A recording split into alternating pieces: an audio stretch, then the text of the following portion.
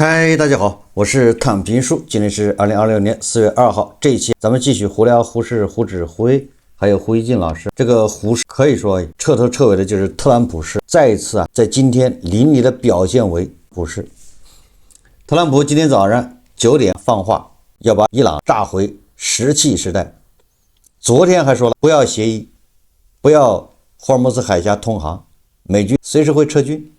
结果昨天是吧，咱们胡适立马就高开高走。结果今天他9点在咱们开盘之前，他来一个要把伊朗炸回石器时代，必须要有协议，必须是霍尔木兹海峡通航。所以咱们的胡适又是应声而落。当然了，不光是咱们的市场，这全球股市都受影响。所以你很难说特朗普不是在画 K 线呢，他专门干这事。可怜的胡适小散，找谁说理去呢？你上哪儿去告特朗普，说特朗普操纵股市？有没有一个地方可以告他？连胡一进老师都已经胆战心惊。今天胡适那就是全天都在调整，低开低走。截至收盘沪指跌 0.74%， 深成指跌 1%， 创业板指数跌 2.31%。 最主要的是沪深两市成交额只有 1.84 万亿，比上个交易日少了1700亿。这个大家都能理解。我想如果我还是个小散，我现在在胡适，我也不知道我该卖还是该买，该加仓还是该减仓。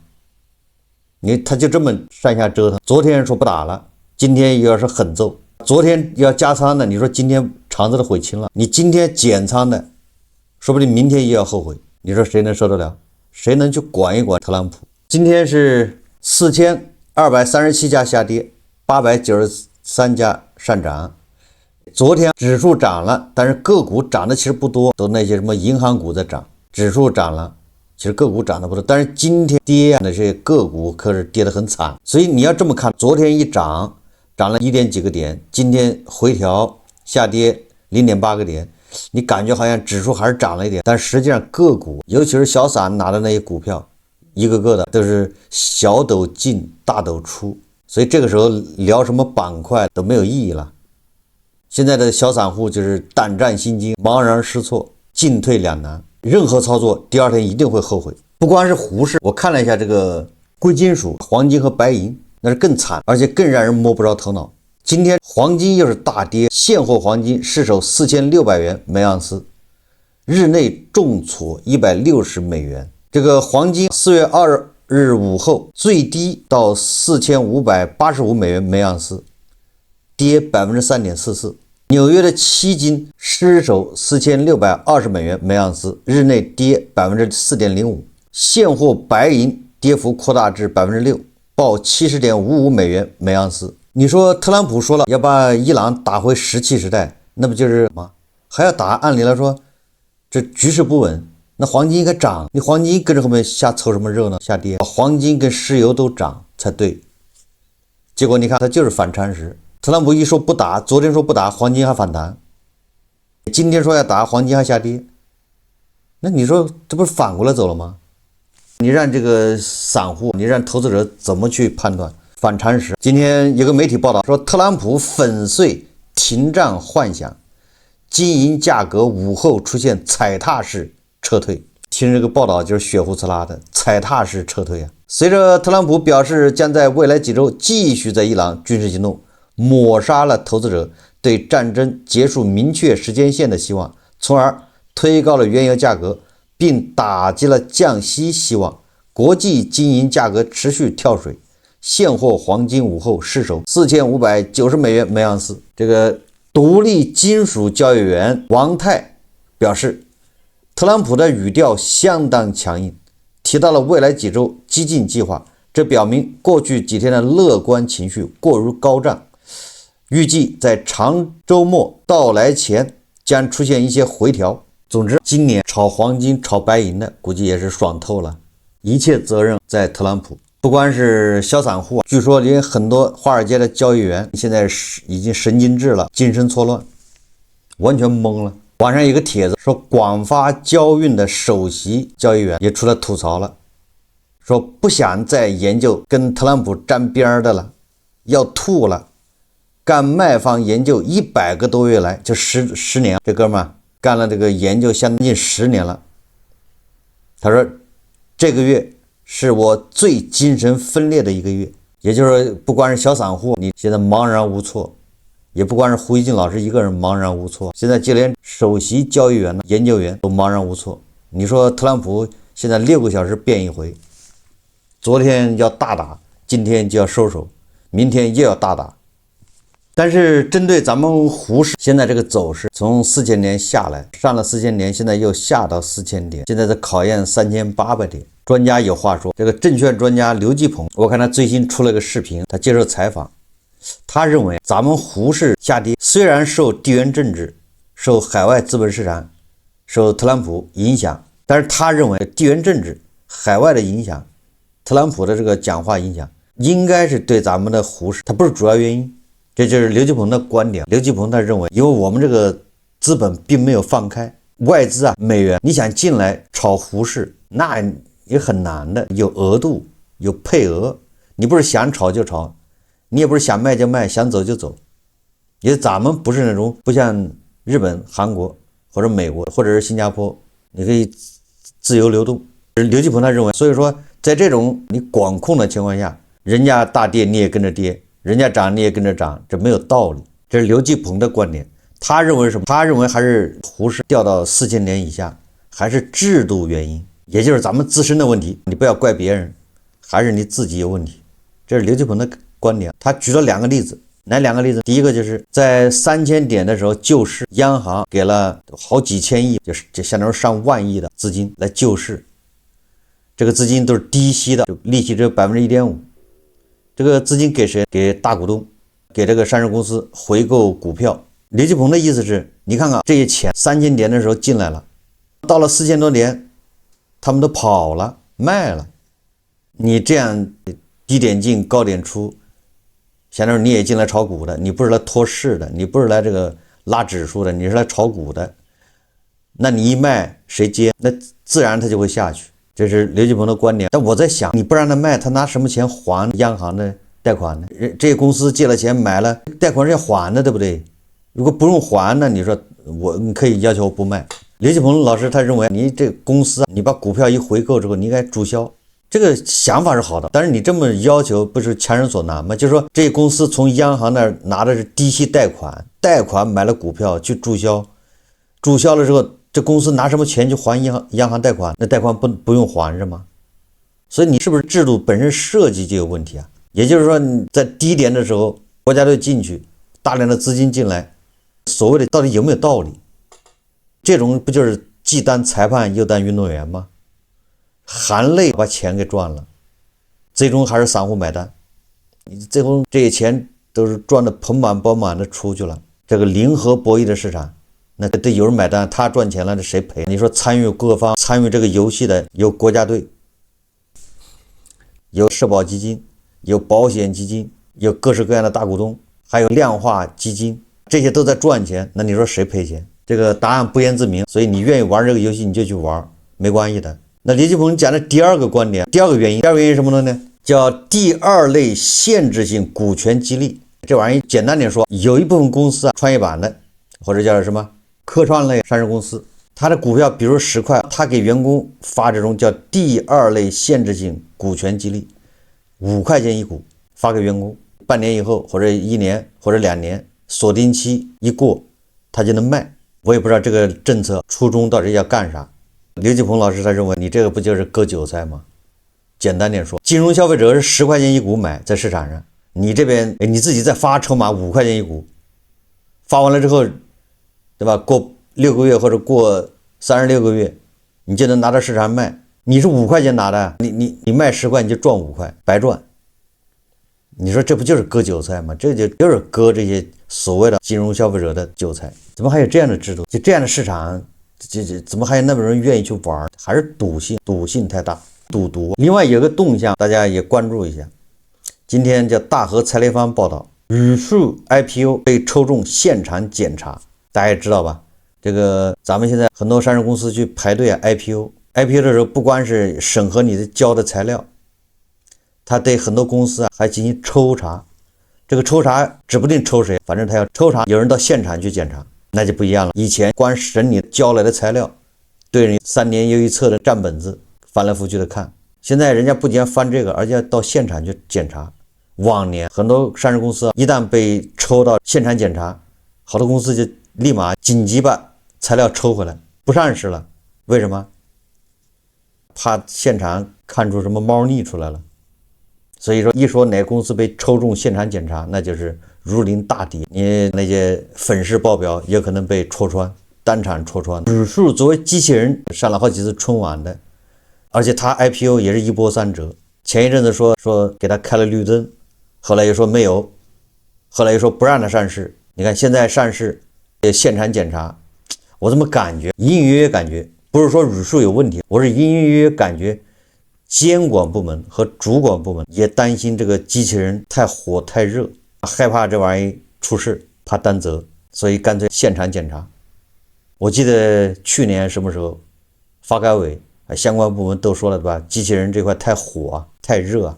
所以说这个语数 IPO 被抽中现场检查，恐怕不是那么简单。所以我们再看一看胡锡进老师，这胡锡进老师现在已经被特朗普也是折磨疯了，跟那个首席交易员一样。为什么胡锡进老师连发2个微博？他昨天收盘的时候，他转发了一个媒体报道。昨天下午说，伊朗议会表示，霍尔木斯海峡不会开放，我们没有举行过任何谈判，将来也不会。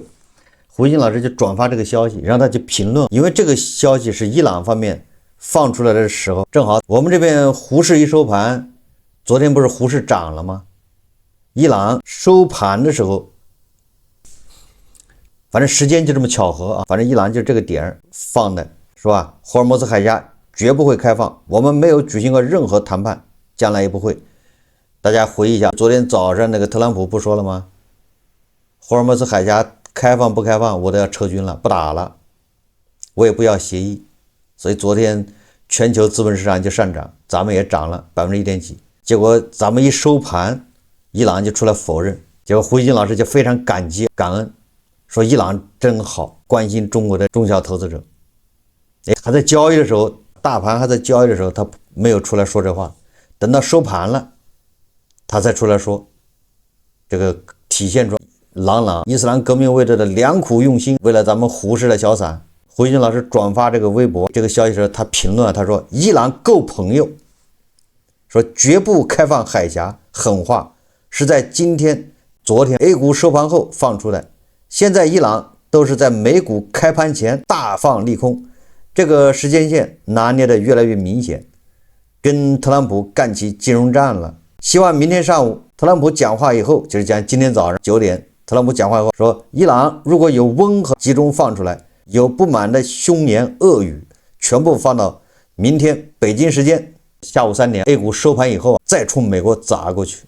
胡锡进老师也很有意思，伊斯兰革命卫队为了胡氏的小散是操碎了心，这个利空消息都是趁胡市收盘了发布。胡锡进老师拜托说，有好消息你就趁咱们开盘的时候说，什么坏消息啊狠话你就趁着咱们收盘，咱们一收盘晚上这不是美股不就开盘了吗？在美股开盘的时候砸了一下。胡锡进老师这个愿望恐怕要落空，为什么呢？因为伊斯兰革命卫队说狠话没有用，对市场利好是什么呢？是伊斯兰革命卫队承认自己跪下，那就叫利好。伊斯兰革命卫队说狠话，说要怎么着，那没有用，市场没有反应。胡锡进老师还没整明白，对吧？你只能指望着伊朗跪下，完全按照特朗普的意思来办。他这么说，那就是好消息，原油价格暴跌，资本市场又往上涨2个点。伊斯兰革命卫队放狠话起不到作用，所以说操纵股市，给股市画线的、画 K 线的是特朗普，只有特朗普有这个能力，不是阿猫阿狗都可以。这是昨天胡锡进老师发了一个微博，后来他又发了一个，还是昨天晚上，胡锡进老师说，特朗普北京时间周3晚上最新发帖，声称伊朗新政权总统比他的前任们理性得多，也没那么极端，刚刚向美国请求停火，而我们要等到霍尔木兹海峡重新开放，畅通无阻时才会考虑，在那之前我们会把伊朗炸成废墟，或者用他们的话说，炸回石器时代。这是特朗普近日所发信号的最新转折。不过几乎与特朗普发帖同时，路透社发表了对他的采访，他对该社称，美国将很快撤出伊朗，如有必要可能会返回伊朗进行零星打击。特朗普经常前后矛盾，但在同一时间里发出几乎截然相反的态度，对他自己来说也不多见。不多见吗？特朗普不是一直这样吗？前后矛盾怎么不多见？自从他这一次上台以来，他一直是前后矛盾。胡金老师说，特朗普在帖子中没有解释所谓伊朗新政权总统究竟是谁。目前伊朗总统仍是2024年7月单选的佩泽西奇扬。佩泽西奇扬周二发表谈话称，伊朗有结束战争的必要意愿，前提是对方满足一方诉求，特别是做出不再侵略的必要保证。他的这一表态与他之前说法看不出有什么区别。胡金老师转发了一大段 CNN 的报道和分析。胡金老师在 CNN 中找到了这个叫同路人吧，或者是观点立场相似的。CNN 说出了胡金老师想说的话，当然也不方便说的。胡金老师他最后总结是吧，特朗普萌生了退役，而且似乎退役已决，全世界都看到了这一点，更发现他根本没有一个好的退路，只能用什么诡辩术，极力把这场战争宣扬成美国的全面胜利，他真的很难。胡金老师看出了特朗普的难，我也不知道特朗普难在什么地方，打累了是吗？特朗普难在哪儿呢？特朗普一点都不内耗，因为他说什么都不用考，对吧？就别人说话还得要精雕细琢，要思虑再三，这个话能不能说，说出去是不是会有什么反应，那个话能不能说，人家就随口来，没有任何内耗，也不累，这累什么，这难什么？所以说胡金老师他得出结论是特朗普很难，我也不知道这特朗普难难道比哈梅内伊还难是吗？也可能因为哈梅内伊已经走了，他已经不会难了。哈梅内伊为什么不紧张？因为他永远也不会紧张了。所以在胡金老师眼里，哈梅内伊对吧，哈梅内二、穆吉塔巴这些人都是不会紧张的，对吧？不管打成什么样，那紧张的难的那都是特朗普。胡金老师一口咬定，他说在特朗普的表态中，人们至少看到两大矛盾，一是特朗普一会儿说要很快结束战争，是否开放海峡已是次要的了，换一个场合他又表示伊朗必须先开放海峡，否则就把伊朗炸回石器时代。第二个矛盾是，他表示美国已经把伊朗炸残了，最主要的事情做完了，打开海峡是盟国们自己的事情了。换一个场合他又说伊朗打开海峡是美国停火的先决条件，他又把话重新揽回来了。那就看胡金老师想信他的哪句话，你自己选，反正都是特朗普说的。胡金老师说，总之特朗普现在很想跑路，但他又可能跑不动。至于他接下来究竟会怎么做，现实是他把控不住形势，形势也把控不住他，混乱将是注定的。简单点说，就是没让胡金老师分析出来，那就是混乱。特朗普的话没有规律可循，那就是混乱。用一个词，这个中国的歇后语送给特朗普，描述特朗普叫哑巴吃饺子，心里有数，他还不叫哑巴。你要看特朗普说什么，早就傻了，他一会儿东一会儿西的。他说泽连斯基独裁是吧？这大家都听过。后来记者问他，他说我说过这话吗？他完全否认。你不能跟他计较，不能当真，他说啥是啥。只有胡金老师拿着特朗普的话去反驳特朗普，没有用。人家就是想把你绕晕，他什么都说了，但是他似乎又什么都没说。不管怎么说，在伊朗这个事解决完之前，胡氏都是特朗普氏，甚至即便伊朗这问题解决完了，在相当长时间，胡氏的走势都要受特朗普影响，对吧？特朗普随时给你搞个大利空出来，而且我认为他一定是利空多于利好。所以说胡氏这些小散做好心理准备，不要想着什么占便宜。即便伊朗这事情过去了，解决完了，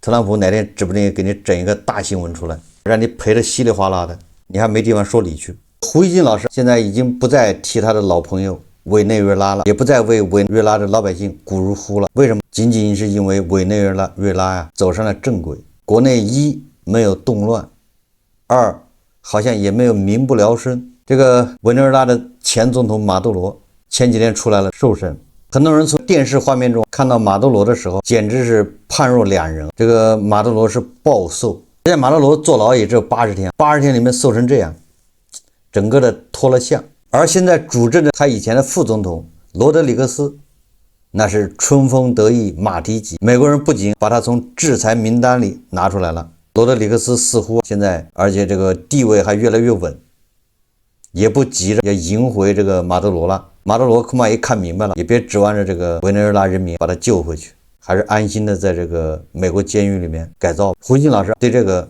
曾经的朋友现在已经忘了，为什么马德罗在狱中体重暴减13公斤，委内瑞拉人民好像已经忘了他这个总统了。不知道胡锡进老师是如何评价呀？现在委内瑞拉跟美国打得火热，又是恢复外交关系，又是投资，胡锡进老师情何以堪呢？好，这期节目我们就聊到这里，感谢大家收看。如果喜欢我的节目，欢迎订阅转发，也可以在下方留言评论，谢谢大家。